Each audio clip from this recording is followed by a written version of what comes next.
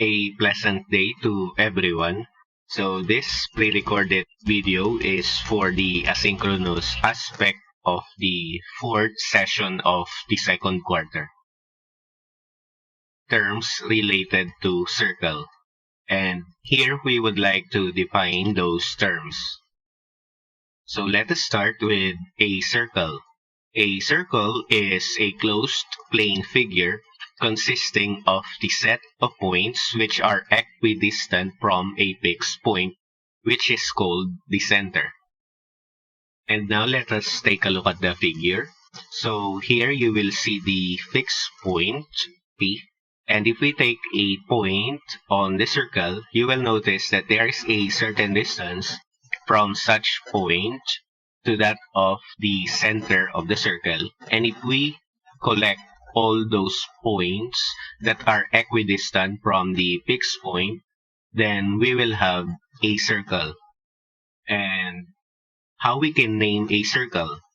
A circle is usually named after its center. And if we take a look at the center, this is a point, and we normally name a point using a capital letter such as P. And now we will be naming such circle based on that point. And we can write the name as circle P like this, or something like a figure like this, showing a circle and the center. And we just have to write the name of the center. And now this is our circle P. And let us take a look at the next set of our terms. But before we actually proceed with the terms related to circles, let us revisit some of these terms. So here, we only have descriptions for the line. If you still remember, a line is considered one of the three undefined terms in geometry. And for the first description listed, a line is said to extend infinitely to opposite directions. If we take a look at this illustration of a line, you will notice that the arrowheads on both ends actually denotes that the figure extends infinitely in opposite directions. And another description is that it contains infinitely many points. So if we take a look at a line, we can identify a certain point here, another one here, another one here, and we also have those points A and B. And since that the line extends infinitely in opposite directions, then there would be infinitely many points on this line. And for the third description, it has infinite length. And for the fourth one, it has no width or thickness. And let us take a look at how we can name as well as write the name of the line. So we could name a line by writing the word line, as well as naming any 2 points on the line. And we can also have the name be something like this, showing an illustration of a line like this, and writing any 2 points on the line just beneath the illustration. And now let us move on to the segment. A segment is said to be a subset, and when we say subset, it is just a part of a line consisting of any 2 distinct points A and B, together with all the points between them. And if we take a look at the illustration here, having these 2 points A and B, if we consider all those points that we can actually see between such points A and B, then we will have a line segment or just a segment. So with that, we can also name and write a segment like using the word segment and writing the endpoints of the segment. So anyway, these points A and B are called the endpoints of the segment. And we may also write the name of the segment, such as having this illustration, and writing beneath such illustration the endpoints of the segment. And this is also our segment AB. Anyway, we can also name the same segment such as line segment BA. So they are merely the same line. And now let us move on to the next term, which is the radius. So the radius of the circle could be defined in two ways. One, we could have the definition based on the radius being an object, which is a line segment, or we can also have the definition of a radius based on its measurement or a distance. So with that, let us take a look at the first definition here. A radius is said to be a segment whose endpoints are the center and a point on the circle. So the important terms to remember in the definition of a radius are this. So one, the radius being a line segment with endpoints being the center as well as a point on the circle. So when we say on, it is located along the circle itself, such as this point, another one right here, another one right here, but not a point located inside the circle or outside the circle. And now, let us take a look at the illustration of a radius. So if we try to identify a certain point on the circle, as well as the center of the circle right here, having those points be connected by a line segment, then we will have an illustration of a radius. So this is a radius with the endpoints on the circle as well as the center of the circle. So the radius could also be referred as the distance between the center and a point on the circle. So such distance is also a measurement, and we usually have the measurement of the radius be represented by r. So take note that if we identify another radius of the same circle like this one, so it has the same measurement of r. So that means all the radii that we can name on the same circle have the same distances. So anyway, I have said the word radii. So radii is the plural form of the word radius. And let us take a look at the next term. So here we have the chord. So a chord is the segment whose endpoints are any 2 points on the line. So please take note that those 2 points must also be distinct or different from one another. So let us have a point on the circle. Let's say this one. So let us have the point BA and another point right here. And let us have the point B named B. So if we have those points be connected, then we will have a line segment whose endpoints are those 2 points on the line, naming a chord. So this chord can now be named as line segment AB or line segment BA. So again, a chord is a segment whose endpoints are any 2 points on the circle. And let us take a look at the next. So here, we have the word diameter. A diameter is the segment whose endpoints are any 2 points on the circle. So you might already be familiar with such phrase, but it should have an additional condition such that it passes through the center.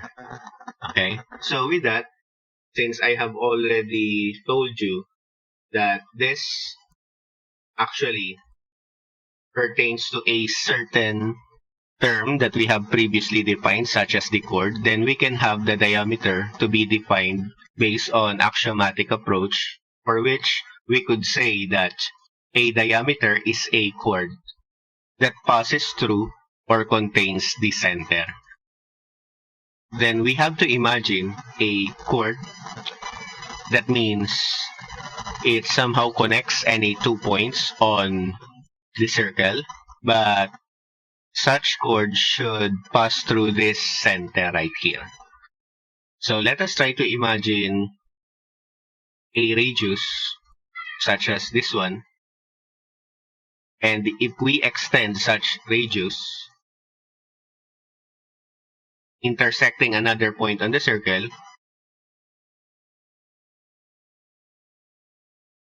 and now notice that we have a chord that actually passes through the center P. So this is a diameter. So sometimes you might also be hearing that the diameter is twice the radius. So that pertains to the distance or the length of the diameter. And let us proceed with the next. So here we have a tangent. So a tangent could be a segment or a line, and we can also have a tangent, which is a ray. But based on this definition, a tangent is a segment or a line that intersects the circle at exactly 1 point. And here we can easily name one by having a point on the circle for which a line passes through such point, like this one.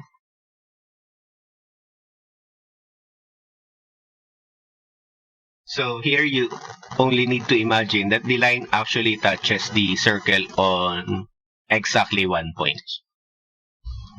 And now notice that we have a line that intersects the circle at exactly 1 point here. But there is also a certain part of the line, such as segment. If we name the endpoints of the segment such as AB, then we also have a line segment that touches the circle at exactly 1 point. So with that, we could also have a ray that touches the circle at exactly 1 point here. Such as, if we name such point of intersection as C, then we can have the ray CB or CA being a tangent. And anyway, this point where the tangent line, segment, or ray touches the circle is called the point of tangency. And next we have the secant. So a secant could be a line, segment, or a ray as well. But this time, it intersects the circle at 2 points. So you also have to remember that these 2 points must be distinct, such as a point on the circle here, as well as another one right here. If there is actually a line that passes through both of this, then we have a line that intersects the circle at 2 distinct points. And we are calling this to be a secant line. So next, let us take a look at the regions related to circle. So a circle divides the plane on which it lies into 3 parts, such as the interior, the exterior, and the circular region. So the interior of a circle is the set of points in the same plane whose distance from the center is less than that of the radius. So if we take a look at the collection of points for which the distance from the center is actually less than the radius, then we will have the region which we call the interior. And if we take a look at this point for our example, then we can actually have a line segment that connects such point to that center. And we will have a certain distance. Let's say that the distance from the center up to that point is given by A. And obviously, since this line segment is shorter than the radius, let us imagine this being our radius. So the radius obviously pertains to this, which has the distance of r. Since the first segment is shorter than that, therefore it follows that the measurement A is less than the measure of r. So therefore, the collection of all such points refers to the interior of the circle. But we could easily understand the interior of a circle based on a layman's term such as the region inside the circle. So if this is our circle right here, you can easily notice that there is a certain region that lies inside the circle, which is actually bounded by the circle itself. So that is the interior region of the circle. And now let us take a look at the exterior of a circle, which is the set of points in the same circle whose distance from the center is greater than that of the radius. So it is obviously the opposite of the first one. So anyway, to illustrate the definition of the exterior, if we have a point right here, then obviously this distance is greater than that of the radius. So imagine that the radius only contains such part of the longer line right there. So if we take all the points or the collection of such points, then we will have the exterior of the circle.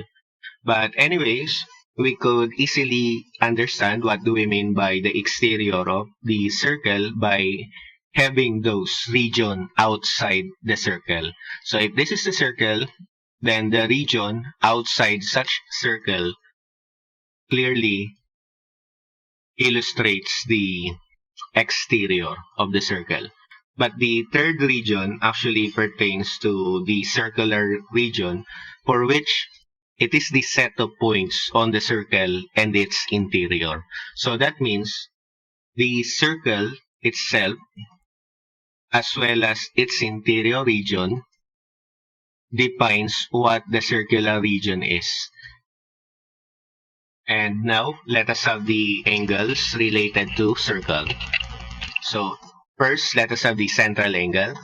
So, it is an angle whose vertex is the center of the circle. But anyway, what do we mean by the vertex? So, the vertex of an angle is the point that we can locate here. So this is our vertex. And now, the central angle is said to be an angle whose vertex is exactly the center of the circle. So that means if this is the center of the circle, then we can have an angle that uses such point as its vertex. So therefore, this angle right here is a central angle. So let us recall how we can name an angle. So if we have points like this, let's say A and B, then we can name such angle as angle APB. Whereas the vertex is always located in the middle. So the same angle could be named as angle BPA.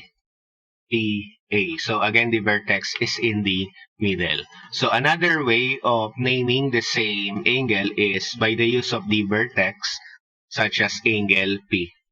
But this might confuse us if we have multiple angles that use the same vertex P. Okay, just for the sake of an example, if we have an angle, let's say this one, let us have point D right here, point C. So you will notice that angle P could be three angles, like the first angle here, APB. So it could be something like the angle CPA or the largest angle CPB. So please do avoid using the vertex method of writing the name of the angle if there are multiple angles that actually use the same vertex. Another way of naming an angle is by the use of a certain number that corresponds to the angle, such as angle 1. Next, let us have the inscribed angle. So an inscribed angle is usually formed by any 3 points on the circle. Or we can also have the definition like this: the angle subtended at a point on the circle by 2 distinct points on the circle. But anyway, it would only give us the same impression that it actually uses 3 distinct points on the circle, such as the angle subtended at a point. So looking at such idea, then there would be 1 point already on the circle. And if such point is subtended by 2 other points on the same circle, then we will have a total of 3 points on the circle. So let us have 1 here, another one right here, and another one here. Then we may have those be connected, forming an angle such as this one, having this as a vertex. So this we have an inscribed angle. So we can also have another inscribed angle by having this one as a vertex. So this is also an inscribed angle. So now let us have the arcs related to circle. So an arc is said to be any connected part of a circle. So this is our circle. If we take any connected part of it, then we will have an arc, such as from point A like this, extending from a certain point on the circle, such as B. So this portion of the circle is what we call an arc. So there is actually another arc that extends from the same endpoints A and B, but rotates the other way around like this. So they are both arcs. But anyway, we can differentiate those 2 arcs using the same endpoints in our next few terms. So let us consider the semicircle. So a semicircle is an arc that extends from one of a diameter's endpoints to the other. So if we imagine a diameter, so let me use a broken line because this is not a part of what we are calling the semicircle.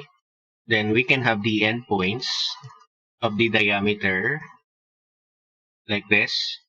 Then if we take an arc extending from one endpoint of the diameter going to the other like this, then we will have a semicircle.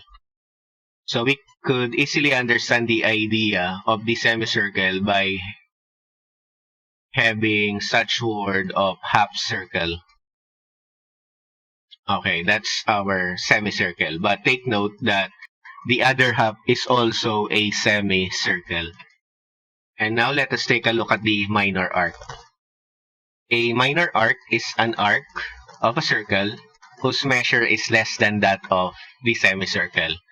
So if this is our semicircle, which takes the half of the circle, then we can easily imagine what a minor arc is. If we have, let's say, an arc AB like this, so it is obviously B shorter than a semicircle, therefore this is a minor arc. So how we can name a minor arc? So a minor arc could be named using the word minor arc and followed by the endpoints A and B.